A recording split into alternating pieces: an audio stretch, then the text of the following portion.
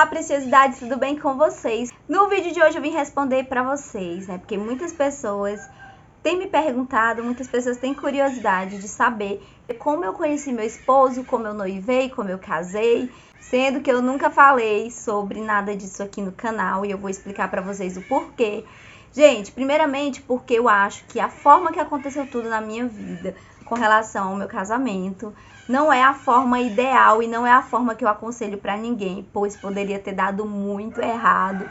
Não quero que ninguém se inspire em mim, pois não é a forma que eu acho que deva ser correta.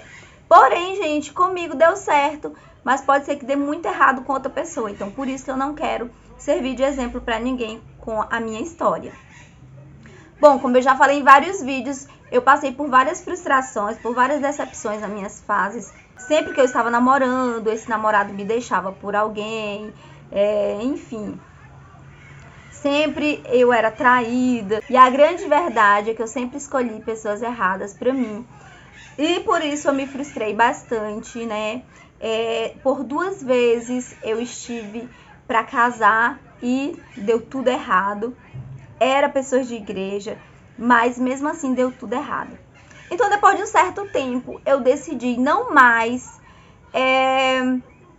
escolher pessoas para mim. Eu comecei a orar e pedir a Deus que Ele enviasse alguém para mim, alguém que gostasse de mim, alguém que me valorizasse e, principalmente, em primeiro lugar, alguém que fosse espiritual e que tivesse Deus em primeiro lugar. Eu queria alguém desse jeito e eu comecei a orar dessa forma. Eu não estava querendo mais relacionamento com ninguém, eu estava cansada de relacionamento que não dava certo. E eu falei que eu queria que Deus enviasse a pessoa certa pra mim. E eu lembro, gente, que um certo dia eu entrei na internet. Eu não tinha costume de usar a internet, mas eu comprei um computador e comecei a entrar na internet. E então eu encontrei um pastor. Nessa época eu não tinha o conhecimento dessa área de revelação, profecias, essas coisas, eu não acreditava. Mas esse pastor, ele começou a conversar comigo e a gente fez amizade. E ele disse que ele subia sempre no monte para orar a Deus. E eu nem sabia o que era realmente subir no monte para orar a Deus. Sabia o que era orar a Deus, mas subir no monte para orar, eu não tinha esse conhecimento. Ele me falou que iria levar meu nome no monte. E foi quando ele realmente levou meu nome no monte. No outro dia que a gente estava conversando, ele falou que Deus revelou para ele que em poucos dias eu encontraria o meu esposo e que logo nós nos casaríamos. Gente, foi bem desse jeito mesmo. E, de verdade, eu não acreditei, né? Porque eu não acreditava nessas coisas. Mas ele falou com muita convicção e ele falou que em pouco tempo eu encontraria o meu esposo e Deus estava preparando por aqueles dias o meu esposo. Bom, e esse pastor, gente, sumiu da internet, que eu nunca mais tive contato com ele. Eu perdi realmente contato com esse pastor. E um certo dia eu estava mexendo na internet e resolvi entrar em salas de bate-papos evangélicas. Entrei em algumas salas de bate-papos de algumas igrejas, só que eu não estava gostando da conversa dos rapazes, pois eram rapazes que estavam ali de fachada, né? Ou eram crentes falsos, né? Falsos crentes, crente Raimundo, pé na igreja, pé no mundo. Quando a gente começava a conversar no privado, eles começavam a mandar fotos pornográficas, fotos nude deles, e eu automaticamente removia essas pessoas dos meus contatos.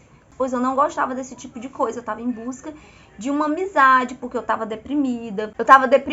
Eu tinha sido abandonada praticamente no altar, eu estava noiva, eu ia casar e fui traída e tudo mais, então eu estava muito triste. Fora isso tudo, eu tinha depressão desde a minha infância e eu estava bem pior. E com tudo aquilo que tinha acontecido, eu achava que a minha vida ia ser daquele jeito, pois era o segundo noivado, que eu tinha sido abandonada praticamente no altar, né? Faltando poucos dias para casar, porque faltava praticamente um mês pra gente casar e o meu noivo me traiu. Então, gente, eu tava muito decepcionada mesmo e tava ali querendo achar alguém que me trouxesse uma palavra, amizade, enfim, era isso. E de repente eu saí de uma sala e fui para outra sala de igreja pentecostal.